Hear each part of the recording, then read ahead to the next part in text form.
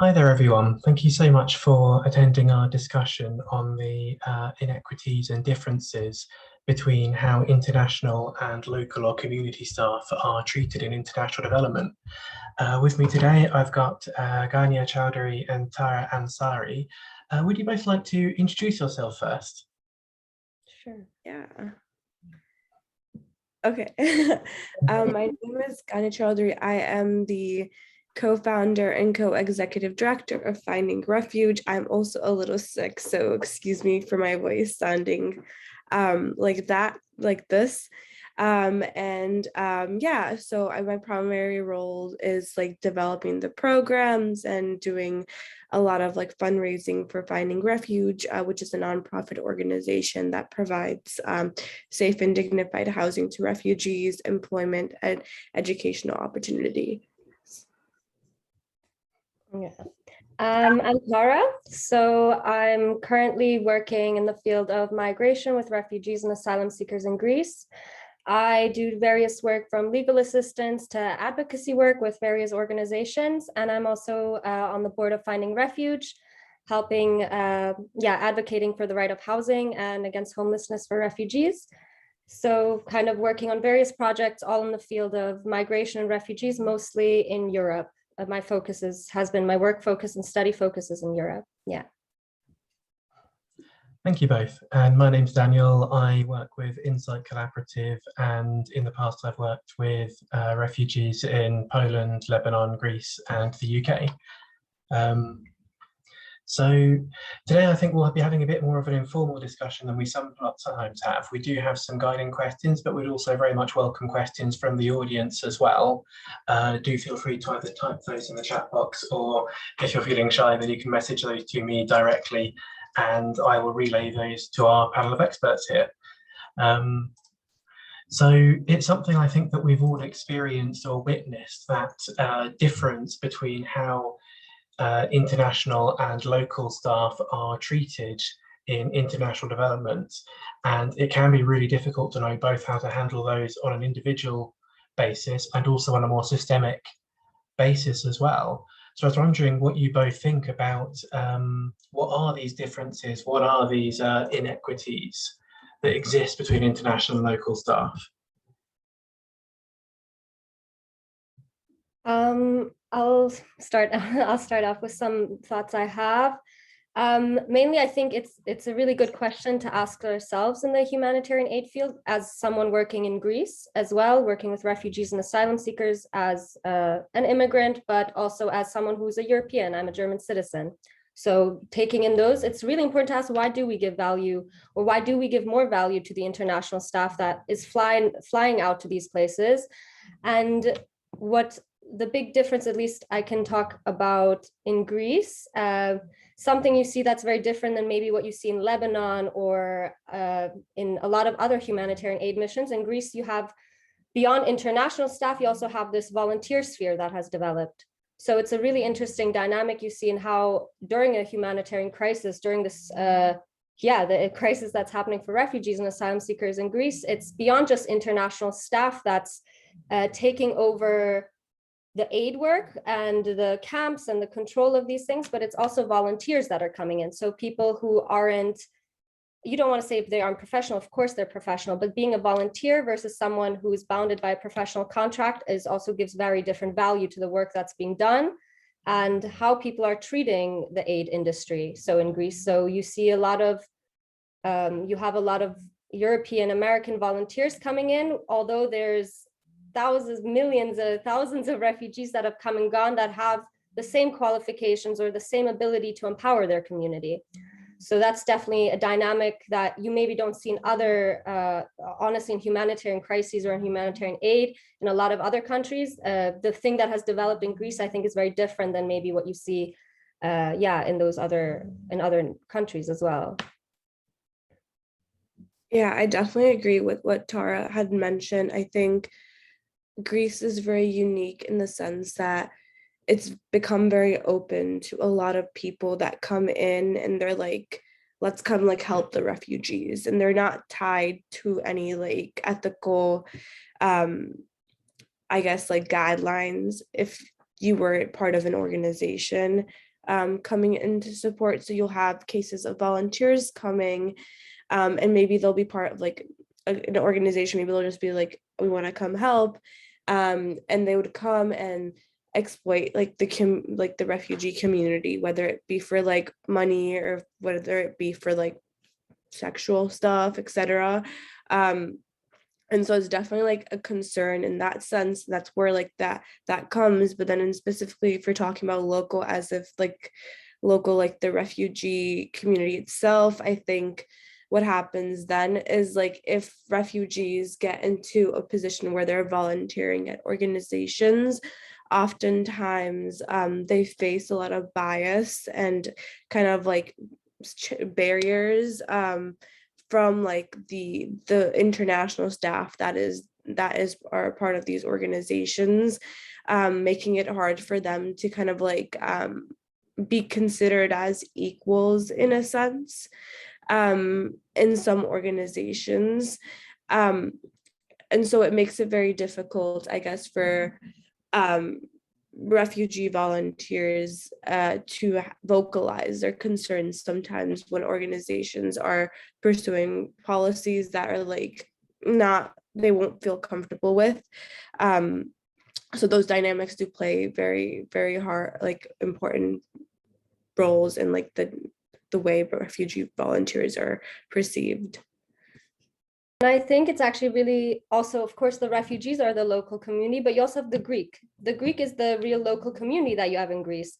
And something that always plays in my mind, actually, when I'm thinking about these differences and inequalities is in Greece, the Greek NGOs, as in like the local Greeks that have mobilized and that have established organizations, they're very influential, or they have, they're given credit. Whereas when you look at, for example, I'll choose Sudan. In humanitarian aid missions in Sudan, the Sudanese locals are not given this value and power. So you already see this if you're comparing, for example, in Greece, the Greek are valued, their work, their ideas, their managers in NGOs, they have high positions. This is the local, technically they are the local community. They're not the local community that's impacted by the they're not refugees, but they are the local community and they're given power. But when you look at a lot of, for example, in developing nations, you don't see them being given that power. Oh, of course, we're sending you funding, as the EU does. We send funding to Greek organizations.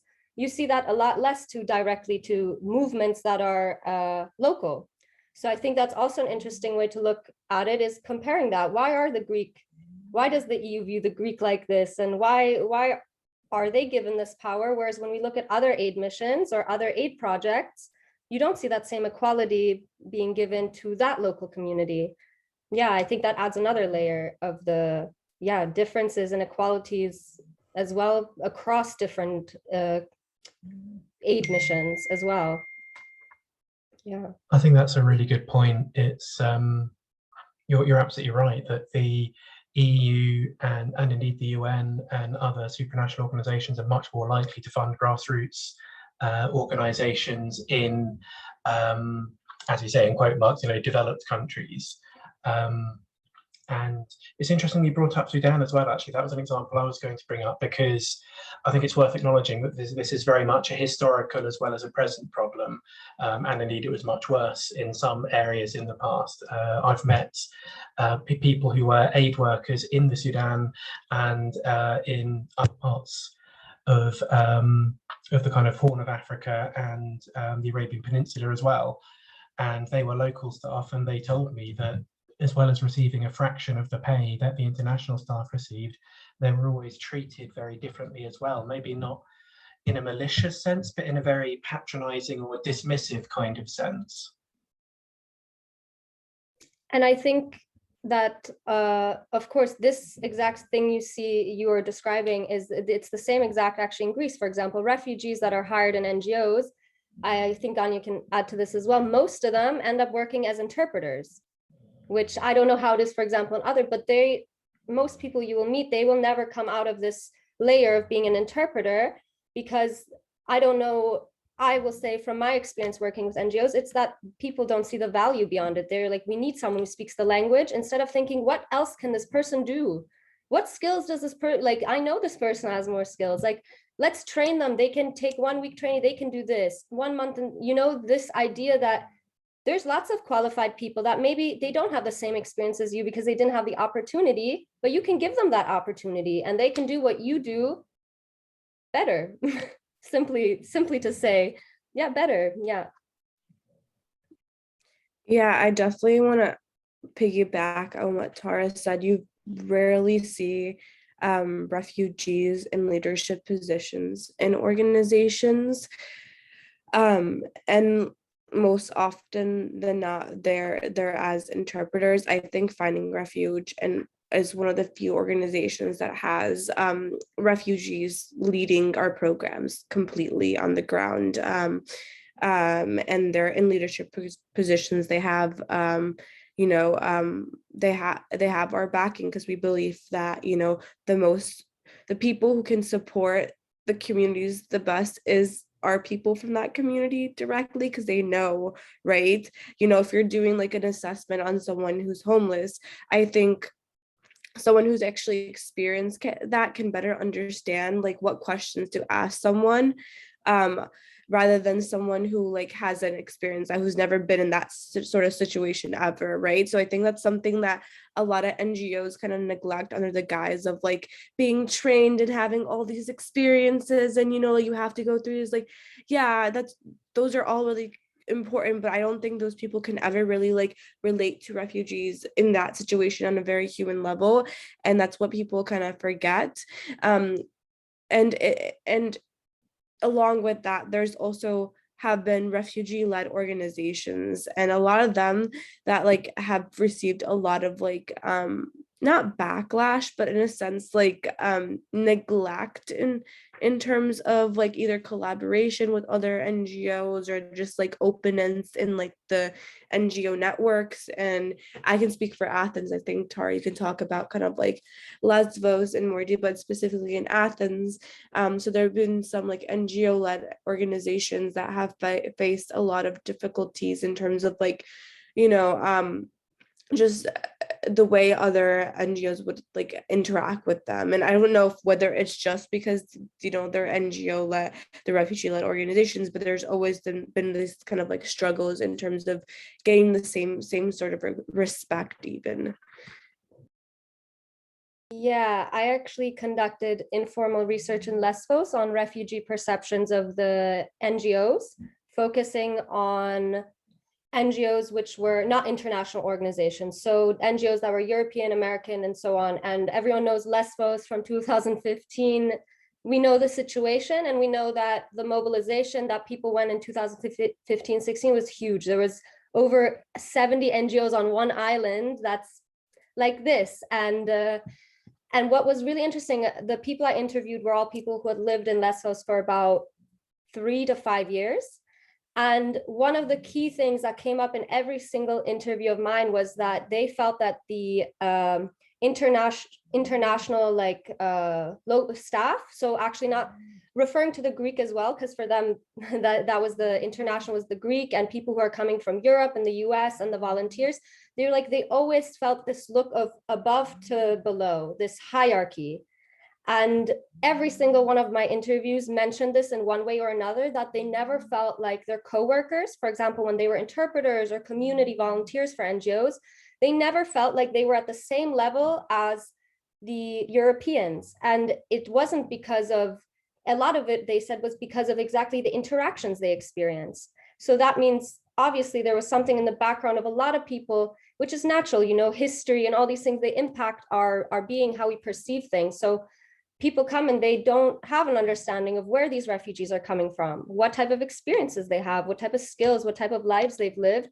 And that then develops this kind of inequality between the international staff and refugees, because also their interactions aren't on an equal level. So it goes beyond just like the managerial structures and NGOs coming from foreign places, but also personal interactions between individuals, which then are a result of, we can say, our biases, our understanding of things, but that also then comes into play, personal relationships, as in the workspace, or in the camps, in this case, in refugee camps, the interactions people are having with them, it gave them a feeling that I'm below them. And when you consistently see yourself as below something, you either start to believe it.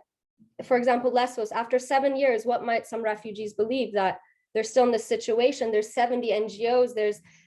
I see Europeans everywhere.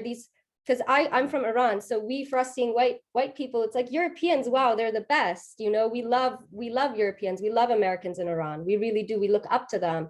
So that you start to learn that, and it becomes, this is the damaging part, is that it becomes part of the psyche. So these inequalities and differences you see between local and international staff or community staff, it ends up actually becoming something that affects the psyche, and it goes beyond just the aid work, and it goes beyond how humans are being treated and feeling.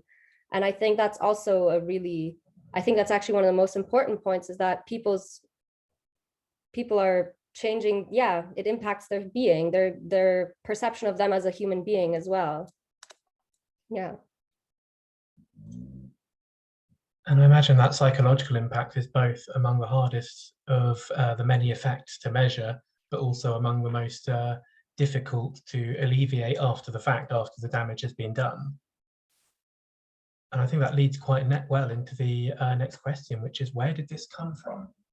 Why do we treat international staff so differently from local staff? Why do we have such a, maybe dismissive is too harsh a word, but when there's such an unequal attitude towards local and community staff?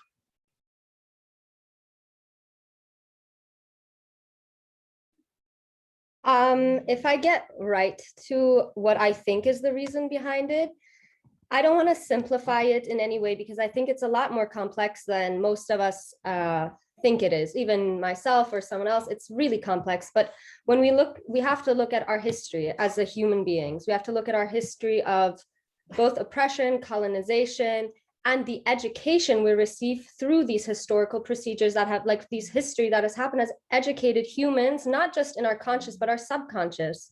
And I think that a lot of the differences are actually, for example, I think they come from this. I really think it comes from our education, from unaddressed histories, from global policies and national policies that we see, from political parties, their reactions. I think this idea of saviorism is still very much the center of the humanitarian aid sector. It always has been. I mean, if you look at the building of aid, not that it always has been, but there was a time where this concept of missionaries and going, we need to save Africa, we need to save, like, these people are living in very poor conditions. They don't have this very basic kind of conception that developed in certain parts of the aid sector, I think really impacted the way we work in humanitarian aid today, and in global politics and policies as well. Like, as a summary, I think this is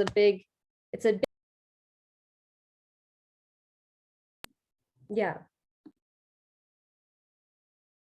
I think you muted yourself in the last sentence you were about to say.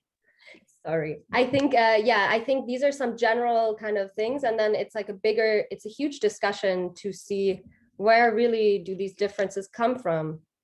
I mean, you can track it, but you can't factually prove, yeah, this is why we are the way we are to an extent. Everyone is always going to fight and argue over, no, it's not like this. No, colonization doesn't impact the way we, that dialogue still exists. I mean, we have it every day almost in certain spheres. Yeah, I definitely agree with Tara. I think it's the nonprofit industrial complex, which is an effect of, like, colonialization, saviorism, the way the nonprofit industry has been operating for the last 100 years. And it's essentially, if you think of it in a very capitalistic perspective, they make money, the nonprofits run on keeping people that are of the community that they're supporting in a very marginalized position, when they're not feeling empowered to challenge norms, and empowered to be in those positions, right? And so when you have people just thinking in that psychological way that this is like, they can just be a cultural mediator, they can just be a translator, that actually keeps the nonprofit industrial complex going, because that's when you can pay like international staff high salaries to come over here because they're specialists in refugee, protection. They're specialists in like, well, et cetera, right? And I think that like keeps like those people's salaries going, right? Paying people like $100,000, to do the work that maybe someone who's a refugee can do 2 times better. But that person is just stuck in that same situation that they've always been in. And also like a lot of it also does has to do because of racism. International staff a lot of the time are white people. In Greece, I think Tara can attest to that. You barely see people that are of like my descent or from Iran, like running NGOs or being part of like the high level staff and NGOs. Most of the people are white, Europeans, Americans, etc. And so you have that racial dichotomy that's also present, where like the people that they're supporting are often minorities, people of color, Muslims, and there are those implicit biases, even like even though like I'm technically international staff because I grew up in the US and I come to Athens and that's where we work. Because my skin color is dark, because I'm from Pakistan, I do feel like sometimes it's harder for me to make my presence known and to make points and make people understand certain things because of my background, because I'm not like an older white person who will get the sympathies of my fellow like international staffers. So that's also something to realize, that it's not just like the local international dichotomy, but it's essentially like this racial element, and that's what it really is. Yeah, I totally agree with that. And I don't always like to give personal examples, but even for me, for example, I've studied law, I have a degree in law, I have a master's in law, but even when I was, for example, when I started as a volunteer, I went for a volunteer legal assistant and I ended up becoming an interpreter. Although I clearly stated that I came to volunteer as a legal assistant, and obviously I did it with love because I love my community, but it's not what I'm qualified for. I'm not a qualified interpreter at all, and being an interpreter is a very difficult job, like extremely difficult job. So this kind of, and it was interesting to even see that, for example, I speak a different dialect than a lot of people, than, for example, the applicant they had, and I try to explain these things, and it's just this kind of, no, we need to get the job done. And sometimes, and that keeps the refugees, and I'm not a refugee, but that was still done because it was like this assumption that, well, what else can this person do? Well, yeah, sure, no, it's fine. Like they can just do this job, like it'll be, and it's not much value is given to you either. And that's what I experienced. I ended up working as an interpreter for a long time, and I loved it. I really loved being an interpreter, but I saw the way that refugees, like my colleagues, were being treated. And I was like, they're not being treated equally. They're not given the same respect. They're not given extra trainings like the Greek staff was getting. So these were things that I started picking up on, and I was like, this feels wrong for an NGO that's directly assisting asylum seekers and refugees. There should be more equality within our own institution so we can provide better aid to the people that are coming to our office. Because if you don't actually value your employees for what they're capable of, at one point you're going to lose people, or it's kind of like this, not everyone can stick to that same thing forever. And I think what NGOs sometimes do is they try to stick to this one structure, at least in Greece, or when you look at international organizations too, they stick to this one structure and this one way of giving aid because the concept of changing what they've started is too far. They're like, no, we can't change the way things are done. You so little see them change the way that they're providing aid. You never see these, it's kind of the same thing over and over again. And I think it's a historical thing. It's a racial thing.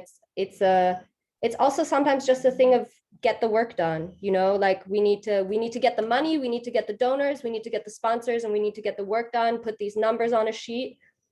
And then in this whole thing, these things get lost and it's never addressed or not willing to address it.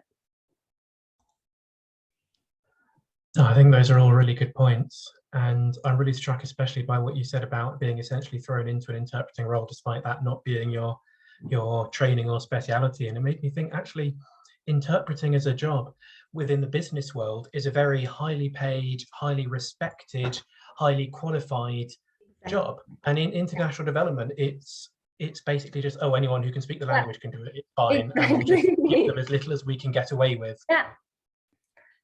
Exactly. Yeah, this was, and it was a surprise to me because also for me, interpretation, for example, like in Germany, it's like this very, you go to study, it's this very well-paid position in governments, and you work in the courts, it's a really big job. But then in the aid industry, I came and I was like, we were teaching each other our language as we're interpreting, you know, we were teaching each other English or what's this word in that language.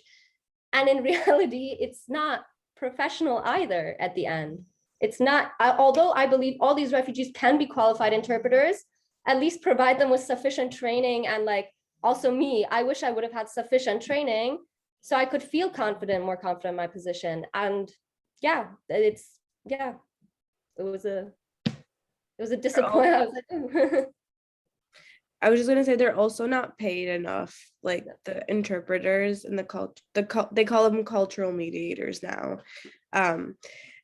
They're not paid, even though they're the ones doing most of the work, talking to people, collecting their information, engaging with people. Because like a person that doesn't speak the language, what use are you? Like you can just like do the more I'm just speaking frankly, you could do the administrative stuff, but like for example, like Tara, you were probably the person that was engaging with people the most, collecting and talking and responding to their stuff, and like being the person that they knew if something went wrong, they probably came to you. Whereas people like who didn't speak like Farsi or your language, like, you know, they didn't have that direct interaction, but interpreters get paid the least. You know, even like for the big organizations like the IOM, you know, they hire a lot of interpreters from the refugee community to interpret language, but they get paid, like frankly, I'm just saying it's I guess it's like enough if you think like it's like a good salary if you're living in Greece, and like, but comparatively like to like the like higher level staff, they don't get paid like that enough, as much as they should be getting paid. So that's like the there's systemic things that make it like that push people in like into this like psychological level that Tara was talking about. Something I'd like to raise here, which I'd be interested in your thoughts on, is this isn't an argument I hold, but it's one that I have heard from people who are embedded within international development, which is when explaining away the pay discrepancy, they will argue that paying local staff the same as international staff would imbalance the local economy. Now that strikes me as nonsense because there aren't enough staff in international development to imbalance the local economy. But I'd be interested in your thoughts on that defense.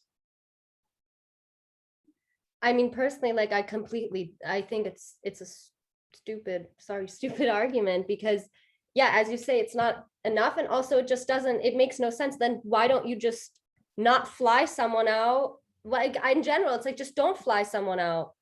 We don't even want to go into the pay argument. Why do you even feel the need to fly out managers and coordinators that coordinate that staff? Why don't you just fly out one person or a team that trains them and then they leave? For example, we can find 1,000 solutions to this argument to give them more even wages. It's the concept that we're even in certain situations, of course, some specialties are needed. Someone might need to, maybe you bring someone from also, I don't know, from abroad to do some, of course, but this mainstreaming of flying people out to do jobs that the local community can do or are already doing, supporting projects that are already happening, that already to me doesn't make as much sense. Of course, sometimes you need to fill gaps, but we don't need to, it doesn't need to be the centralization of the aid work, having the international like professionals working there.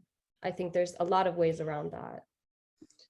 Yeah, and like I think that doesn't make sense, because if there's international staff living in like a country, they're gonna be spending money in the economy. They're gonna like I don't think that makes sense, because like international staff getting a lot of money already destabilizes the local like the local economy as well.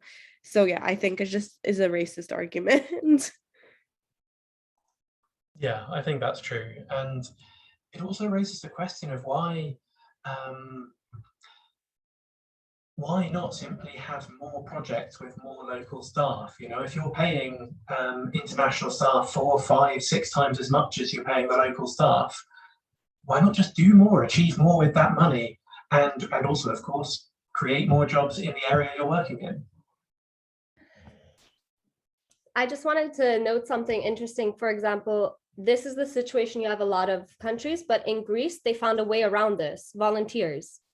They found a way around this, which is really like you have, I think most people are aware, you have lawyers doing volunteer work, you have social workers, you have fully like people like Greek. I'm talking about the Greek local community that's also being negatively impacted because they're not being offered jobs that can sustain their living as well to an extent.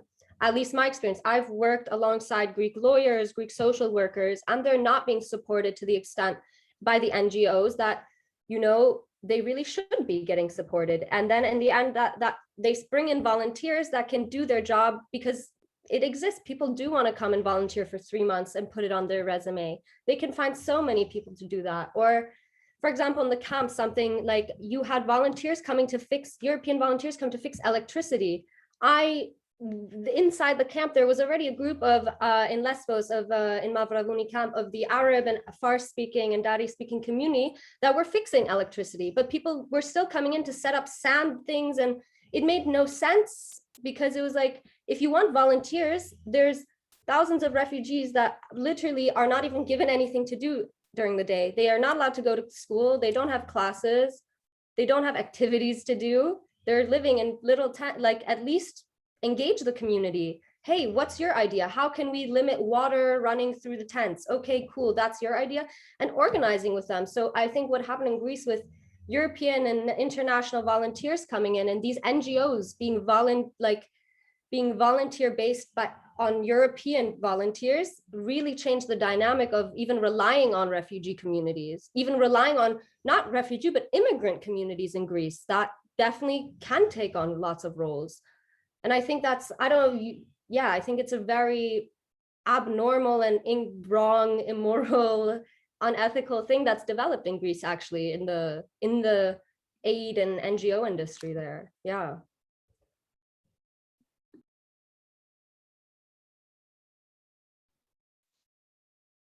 Yeah, I definitely agree because there are organizations that are like have like the financial capacity to be paying someone to fulfill a position for a longer term, but because like around 2015 when the so-called crisis was at its height, a lot of people just flew in, and I think that's also what's happening near like in Poland with like the Ukrainian refugees, or people just going, they're like, we need to do something, and organizations really capitalized on that and like accepting volunteers, and that kind of like decreased the emphasis in investing and building up the community, so building up like refugees to like fulfill those volunteer roles, or even like, you know, paying refugees to do certain like positions and stuff like that. So volunteering is beneficial for the right organizations who don't have the financial means to pay um their employee staff, because like for example at FR, we're primarily a volunteer-led organization. The only paid staff are our on-site team, because they are part of the refugee community, and we feel like because they're investing time in supporting our program, they deserve compensation. However, this culture then can also negatively affect how organizations like that have the funds that just don't pay adequate wages or stuff like that because of the volunteer culture, because they're always going to have people coming in and wanting to volunteer. There's almost an element here, isn't there, of kind of tragedy of the commons, in the sense that for each individual organization, it makes sense to make use of volunteers because, as you say, there are people who want to come out and help, who want to be of use. And so it enables each individual organization to add to their capacity and to do more than they could do otherwise. But overall, it adds to this issue of depriving local people and refugees of jobs, and maybe also making funders expect organizations to stretch very meager grants much further because they reason that you can just do more with volunteers. Mm-hmm. Yeah, definitely. And I think it's also like with some organizations, I think it's also problematic to have consistent volunteers, especially when you're in an organization with like dealing with children and it's like you're teaching English classes or stuff like that. Kids get super attached to people really easily. And when there's that constant turnover, it can mentally affect children to be afraid to like make those emotional connections with people, affecting them in their adulthood.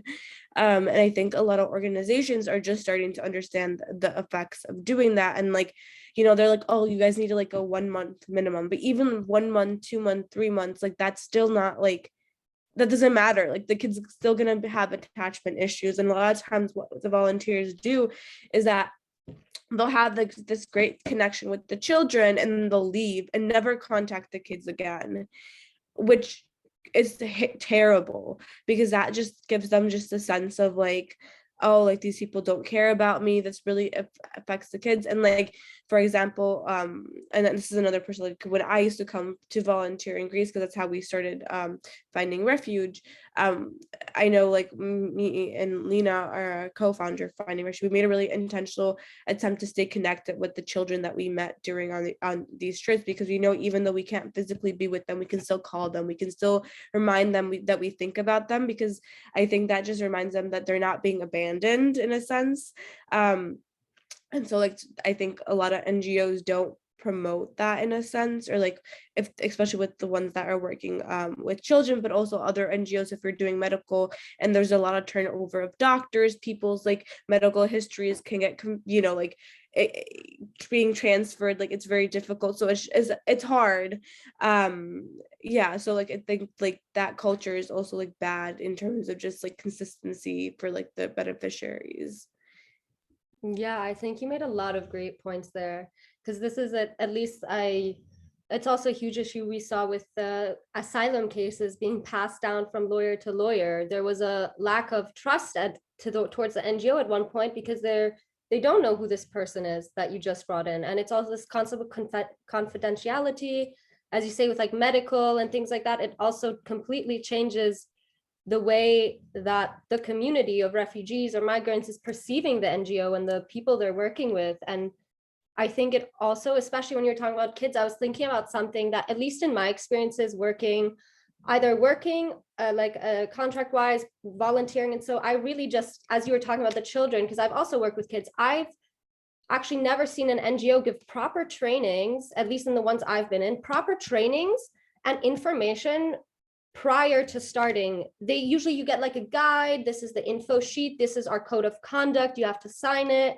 but it doesn't go beyond like real trainings. And I was just as you were talking about the kids, I was reflecting on when I worked for an NGO, we were teaching English to children, and not only did I experience discrimination, but the children did from other volunteers.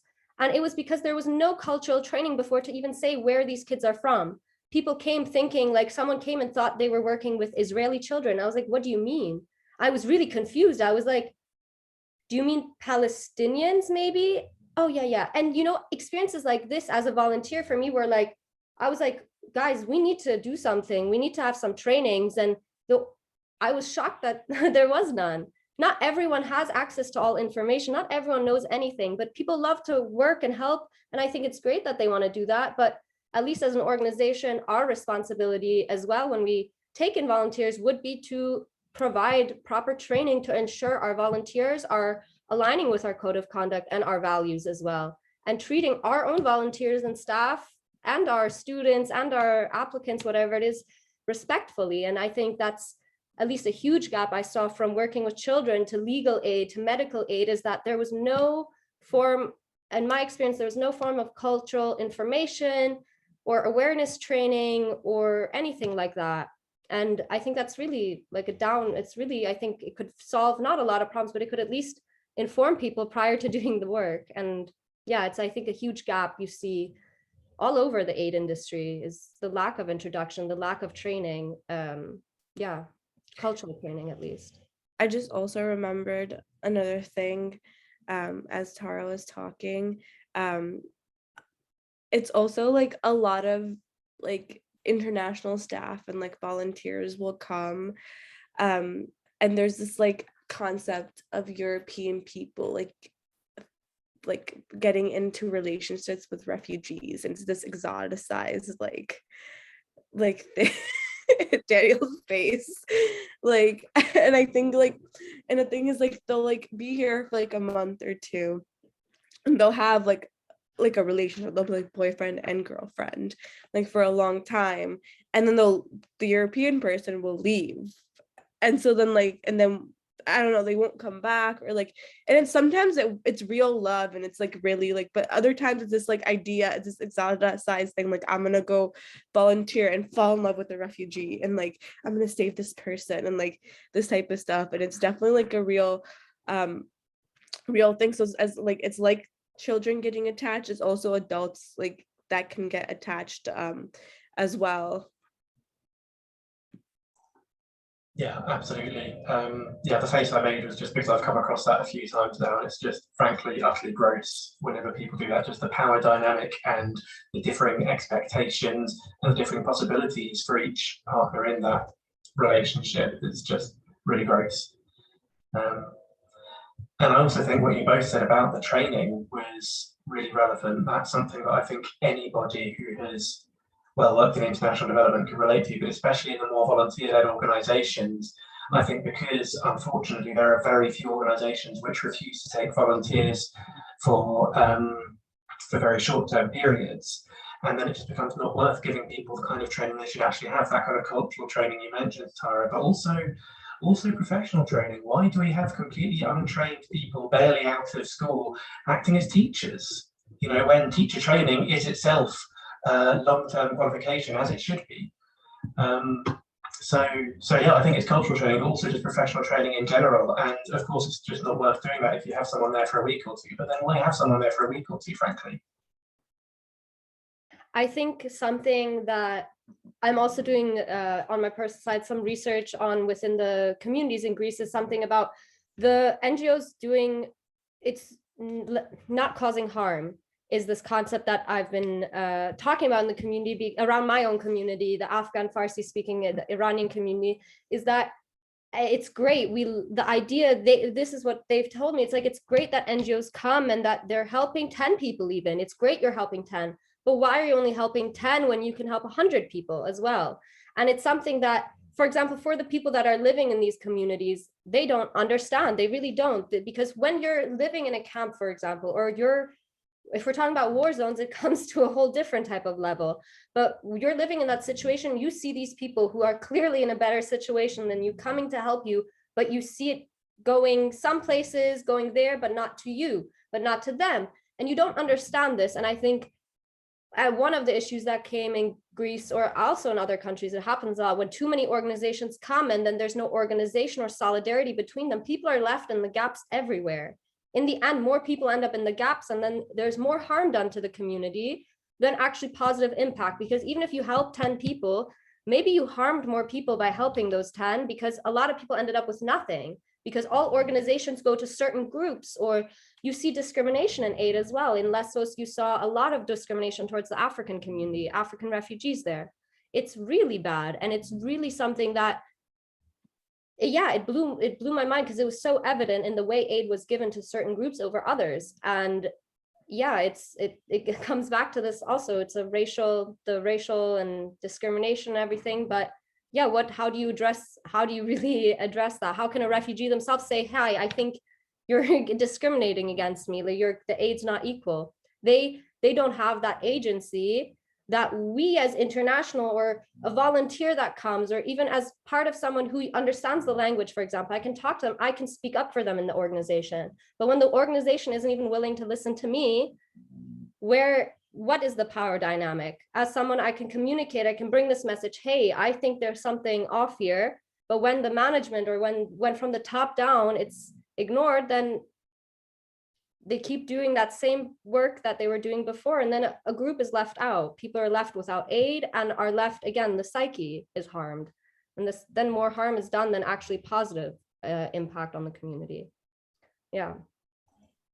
I definitely agree with Tara. There are like so many NGOs in Greece and in Athens itself.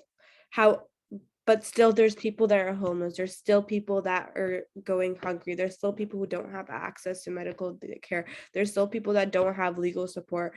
And honestly, the reason why is because there's so many NGOs and they all pick and choose who they want to support, and they won't, like, it's like they want to collaborate, but they also don't want to collaborate. They want to collaborate when like things like they can't support a person, so they'll just refer that person out. But it's like they don't actually want to put together resources to be like, okay, you have this much room for like someone who's housing, like I can do this, I can, you know what I mean? So it's like really hard to get people to work together. And it's part of the nonprofit industrial complex. You want to show that you're doing the work so you get the donor, because we're all competing for like the same funds, you know?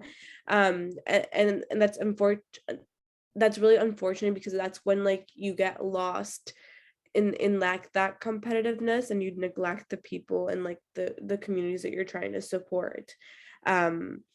And that's where you kind of see those gaps in terms of housing. And because like it's like, you know, we're all going against the Greek government and like their policies, and they're evicting people and like the stuff like that. And it's like then you have the added layer of like now you're competing against other NGOs with limited resources. And so like when like it's hard, because when you have such limited resources, like how can you reach out and support the most people when the other people don't want to like help you support them in a sense. And so there's been so many efforts like to work together, but it all has like gone nowhere in a sense. And like everyone's like, we don't know why it doesn't work, but I think it's just people are just so like stubborn, and they just don't want to figure out of a concrete way to work together. And then I in terms of like just like sometimes like there's really hard biases in NGOs, and I think Tara mentioned that, like how a lot of times like people wouldn't support like the African communities in like Athens. Like I remember like volunteering for an NGO, and they asked me to be an interpreter, and I like speak Urdu, but not my Urdu is not the best, right? And especially in terms of medical stuff, it's not good. And so even then I was like, okay, that's fine. And the reason why is because they couldn't find an Urdu interpreter, which I feel like is such a lie, because they definitely could. And I was talking to some of the people from Pakistan and like Bangladesh who spoke Urdu, and they were like, yeah, like we've been waiting for like 3-4 weeks. They would always tell us, no, we don't have an interpreter, come back. We don't have an interpreter, come back. These people were like had serious medical conditions. And I was like, these people are being turned away. And then later on, like one of like the managers of the office, the doctor's office, told some racist jokes about Pakistanis to me and my colleague I was Indian, my colleague was Indian. He's like, yeah, like I think, you know, these Pakistani men just want to have like sex with each other because they're all alone and stuff like that. And I was like, you're saying this to me, who's Pakistani, and now it makes sense why Pakistanis are not getting the services. And so that's like, and I feel like that replicates it across a lot of different spaces and NGOs as well. It's really awful to hear these stories of people who are supposed to be there to serve and to help a community, and they're just instead displaying these really obviously racist behaviors and tropes, I guess. On the assumption that we're unlikely to resolve or eradicate racism or colonialism, or indeed the kind of the commercialization of the NGO way of working anytime soon, at least, what do you think can be done to alleviate these inequities? What can we do as individuals, as a sector, as individual organizations? I think first of all, it's making an intentional effort um, to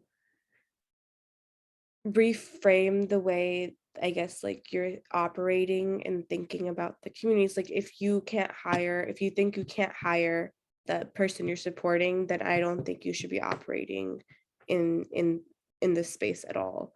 And I think that's something what NGOs really have to think about themselves. Like, would you hire this person that you've provided housing to, or you've provided aid to? Because I think that way you can see that person beyond just as like a person that in need, right? You can see them beyond someone who needs housing or like food assistance. Point one. And I think it's also like seeing people as human, things like that. And also once you change your thinking, actually hire those people in these like higher positions. And also like if you're getting international staff, make an effort to hire international staff of color. I think people that are of color frankly see the community in a very different light because they face like marginalization and discrimination in their home countries, and they can better connect with those communities. Obviously that's not always the case, but that can be one step. And then obviously trainings and a lot of cultural competency trainings would be really important as well. Yeah, I definitely agree with everything Ganya said. And also, I think, yeah, changing the frame of how we look at, I mean, it's something we're seeing in a lot of things. Like I like to compare it to the refugee law, for example. We're seeing that refugee law that we developed a long time ago is not working the way it should be. So we should probably go back and start from the beginning and create a new system that addresses what we have today and what's going to come in the future with climate change, with increased wars, whatever. We should address it this way. It's the same with the humanitarian aid sector. We should actually be going back to the start. NGOs, international organizations, UNHCR for sure, UNICEF, all these big names as well, going back and looking what is the situation now? How can we, with the politics we see in our national and governments, how can we as the international aid organizations give better guidelines, give better accountability of states also to not criminalize aid, for example, as well. There's all these different, like the way aid is occurring internationally and in different contexts as well. It's very context dependent. But we need to start from the beginning because clearly what's been happening, or at least for me, I've been working in the field for a couple of years now, it doesn't seem to be working really great. I see it in a few years. People who've been in it for 20, 30, 40 years, they should be reflecting, hey, maybe what we've been doing for 40 years, it needs to change.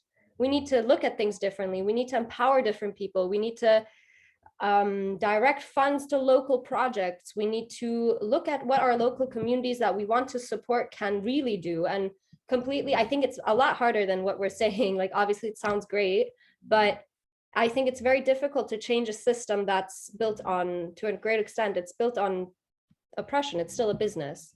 And that takes, you need to go back to the start, or at least a lot of self-reflection from the most powerful organizations as well that are leading this industry. Yeah, I think it takes accountability as well, that we've made mistakes. I've done something wrong. Maybe someone else has done something wrong. Maybe we actually caused harm. We increased the conflict in certain countries. When you look at aid, it has increased conflict. It has created more conflict. So I think there's a lot of self-reflection and accountability needed to be able to rethink the aid sector. Yeah.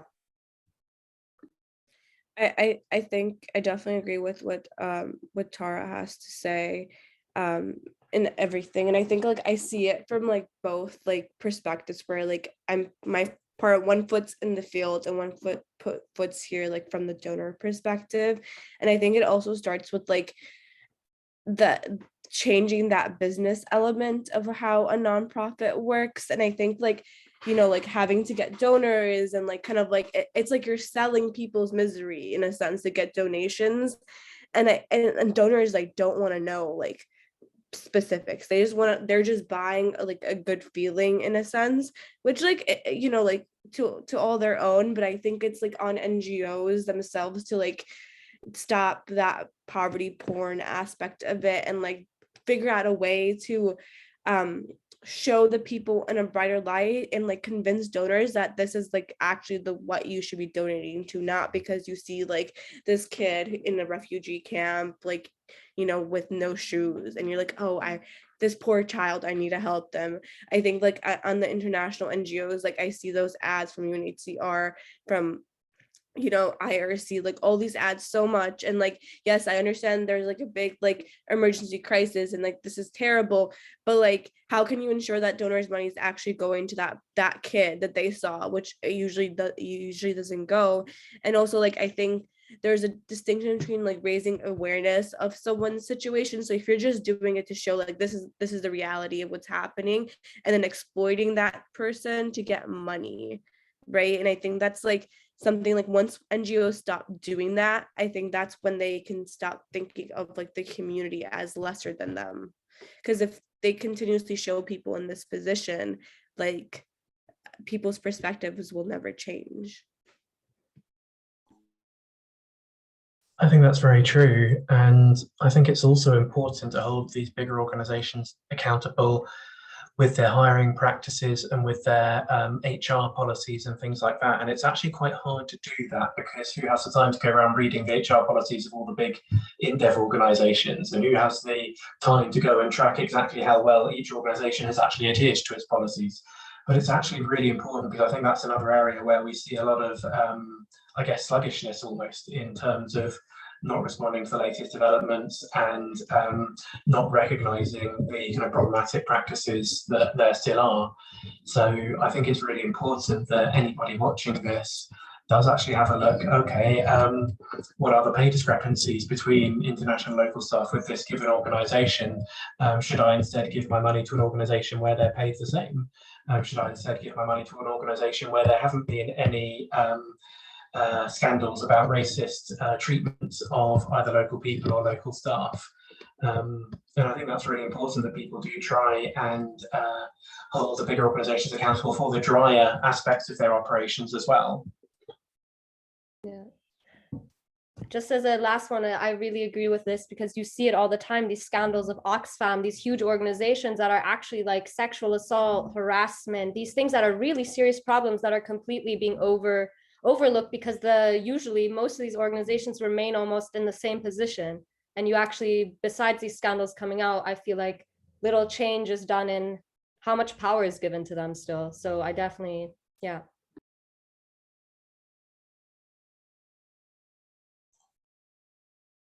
Absolutely. And I think maybe that's a good, unless either of you have any last thoughts you'd like to share, that might be a good place to bring the discussion to a close. Okay, then I'd just like to thank you both so much for joining me in this discussion today. It's been really interesting, and I've really appreciated having the benefit of your expertise and experience. And this will be posted on YouTube probably tomorrow now. And yeah, I hope everybody's enjoyed this discussion. Thank you so much for having us. Like, really, it was really great to talk to you, and thank you very much. Yeah, thank you so much for having this conversation about such an important topic and shedding light on some of the inequities between local and international staff. Daniel, it's a very great, very, very important topic to talk about. It absolutely is. And yeah, I hope that a lot of people will see this and will realize some of the things that are going on. Thanks a lot, everyone, then. Thanks for watching. Bye-bye. Bye.